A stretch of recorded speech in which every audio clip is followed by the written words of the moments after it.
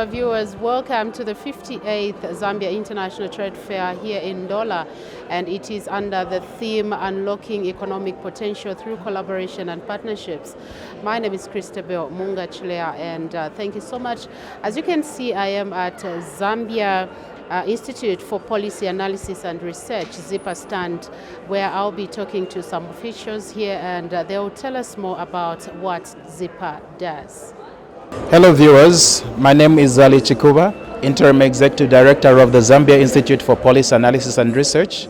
I sincerely welcome you to the ZIPAR stand at the 58th Zambia International Trade Fair. We are located at the Rex Hall, stand number 35. ZIPAR is a quasi-government institution established by the Ministry of Finance in 1996, but it became operational in 2006. The mandate of ZIPAR was to conduct policy analysis and research and advise government so that we can make better policy decisions. So we have a three-tier mandate as an institution. Number one is to conduct policy analysis and research, as I mentioned. Number two is to conduct policy dialogue and advocacy. Number three is to conduct policy training and capacity building. Now, as ZIPAR, we are committed to undertaking evidence-based policy analysis so that we can advise government so that we can have strong policies that underpin all our economic activities. As you may be aware, one of the critical challenges that Zambia grapples with today is an issue of poverty. And poverty is a factor of policy.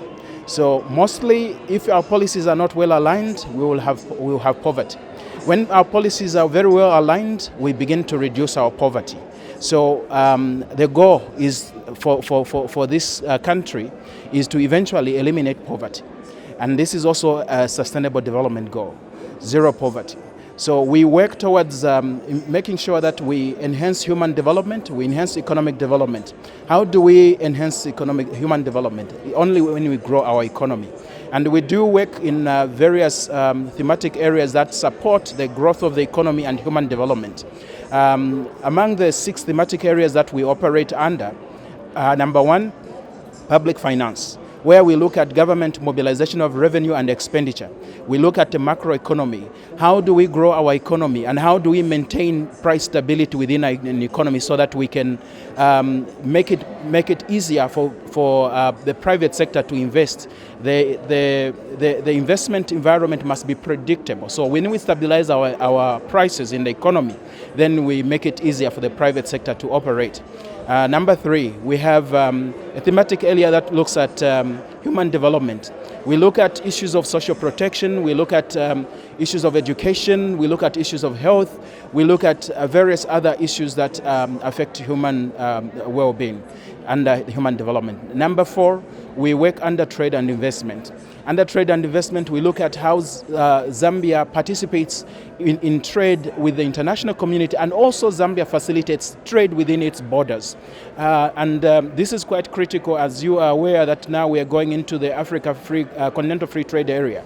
And how do we position ourselves as a country to win when we are playing in that field? So we need to conduct research that informs public policy so that Zambia is set on a solid base to win when we are participating in these regional economic groupings.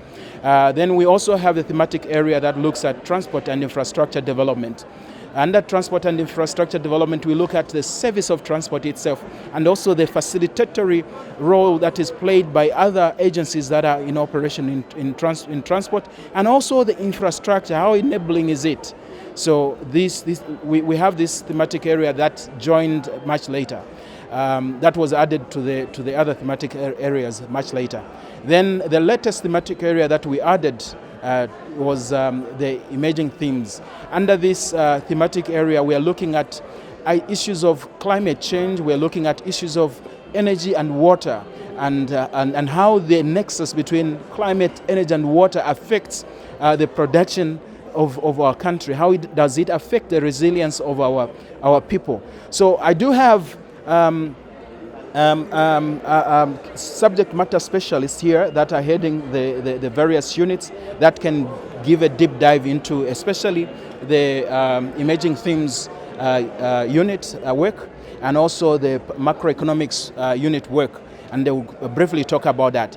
But in terms of where we are located in Lusaka, we are located right in the Ministry of Finance complex that is located just opposite the Ridgeway campus, and we are quite well branded. We are in an isolated building there, spacious parking space, and we are very equipped with all the things that we need to conduct our research, computing equipment, transportation equipment, and I think the biggest competitive edge we have is the skills. We have very highly qualified researchers that are able to unravel a lot of research questions and give answers to the public sector and the private sector, even the civil society organizations that wish to understand the policy landscape of Zambia.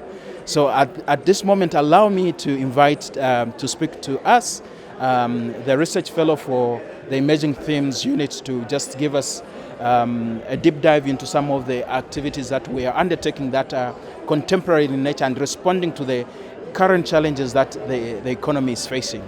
Please join me to welcome Mulima Mubanga to just speak to us. Thank you. So thank you. So I'll just take you through some of the key studies that ZIPAR is doing.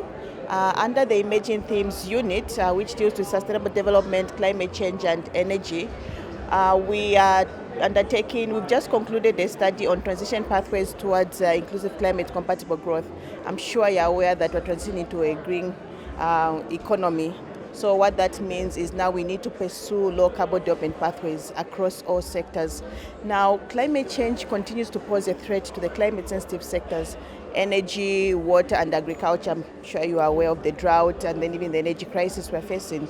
So in this study, we try to make sure we see how the energy outlook, the futures look like. We played out scenarios in terms of what we need to do, the alternative energy sources we need to explore, and another component that we added to this, because we're dealing with climate change, it needs to be inclusive in nature.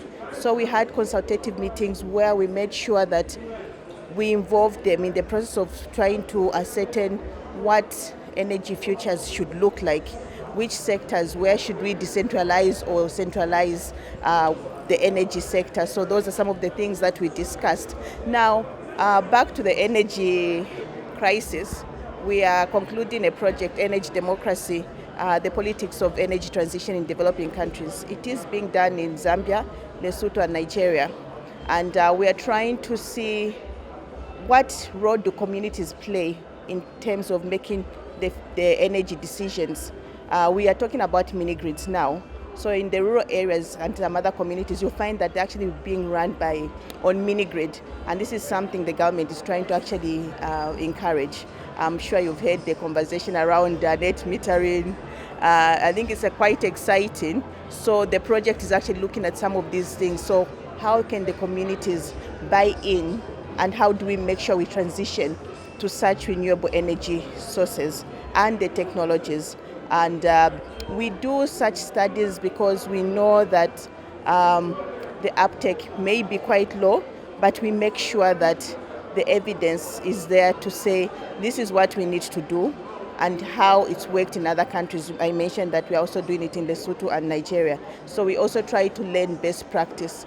But one thing I want to underline is it's consultative. We make sure that all the players in the sectors of interest are also brought on board. So you find that you have RIA, you have ZESCO, they come to the meetings, and even civil society, by the way, because it has to be inclusive, so we don't want to leave anyone behind. Then another notable one, Ministry of MSMEs was created. So one of the challenges we had, I think, for some time was the definition of MSME. Even I could walk in and say I'm a micro and small, or a micro, enterprise. But we did a study. We collaborated with the Ministry of MSME to make sure that we define what an MSME is, and then we went further to map the stakeholders that help the sector. So I think that's quite critical in terms of making sure that affordability, access to affordable financing is there, and just trying to map what challenges the MSMEs face and how we can actually sort them out. So those are just some of the challenges. I mean, the studies that we've done, and ZIPAR tries to ensure partnership and also undertake research, dialogue and training. And then I think another one I want to say, so under the capacity building, we partner with UNDP to train the members of parliament. You know, it's quite critical when the Minister of Finance unpacks the national budget. I think everyone tries to understand what does it mean for the country, and especially for the policymakers, it's critical for them to actually dissect it and see what that actually means for the country, because they discuss these things on the floor. So that's another notable thing that we do. That's also alongside to the flagship project we do. We always analyze the national budget. Once the minister presents it, we unpack it and do the analysis and present the paper, and I think it's always usually welcome. I think I'll allow my friend to also speak to some other critical things that are happening in the economy and some of the studies that we undertake to provide the evidence-based research. Margaret? My name is Margaret Mbewe. I'm an associate researcher in the macroeconomics unit. So part of the key contemporary studies that ZIPAR is conducting and is carrying out or has carried out is one of the road to Zambia's sovereign default that happened in 2020.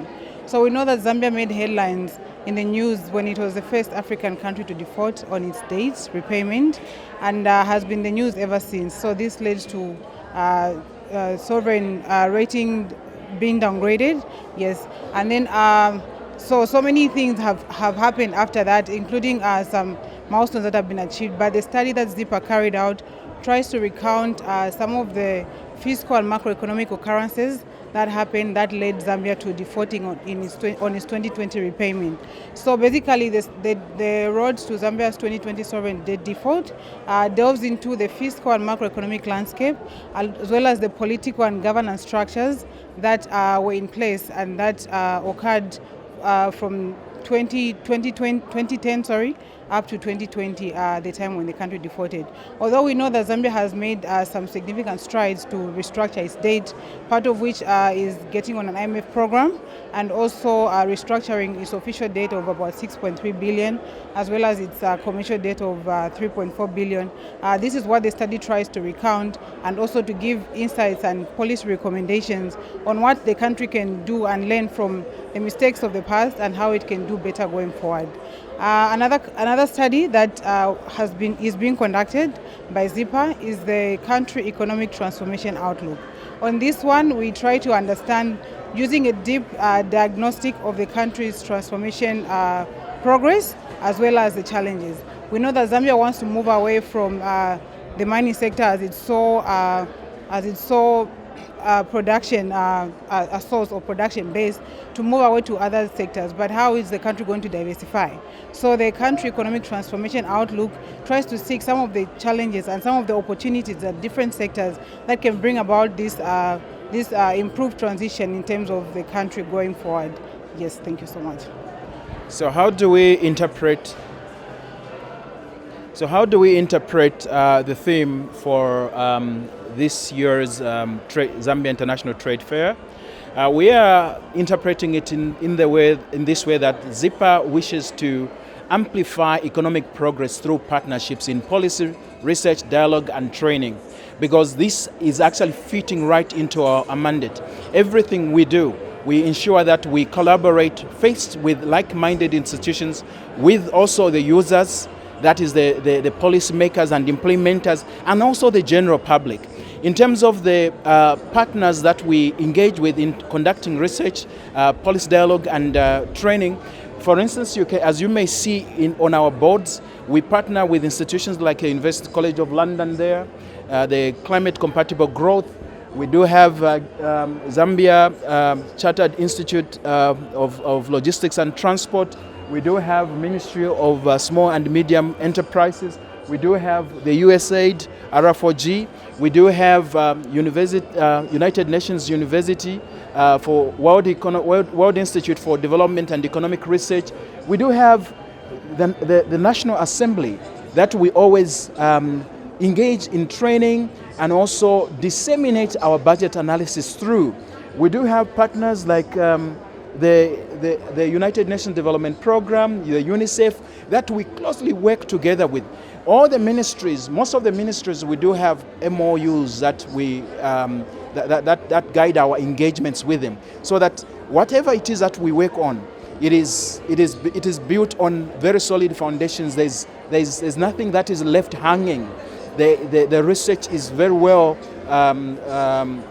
reviewed and validated, and so it can make impact on the ground, and it is easy to adopt the recommendations that we make into policies. We have made a lot of impact on the policy landscape from the time that we were established. We have actually been in the forefront of proposing some of the policies and amendments to others that are existing. So we exist to serve the public. We may not come to you directly, but just know that all the policies that affect your well-being, whether as an individual, an enterprise, or as the general public, those policies, we are taking care of them. We have to interrogate them and make sure that they are serving the nation optimally. Thank you very much. Yes. All right, viewers, there you have it. I was talking to the ZIPAR people, those who are here at the trade fair grounds, and they have told us about the kind of services that they are offering. And also, if you are near the trade fair grounds, you can as well as visit their stand so that they give you more information of what you have to know.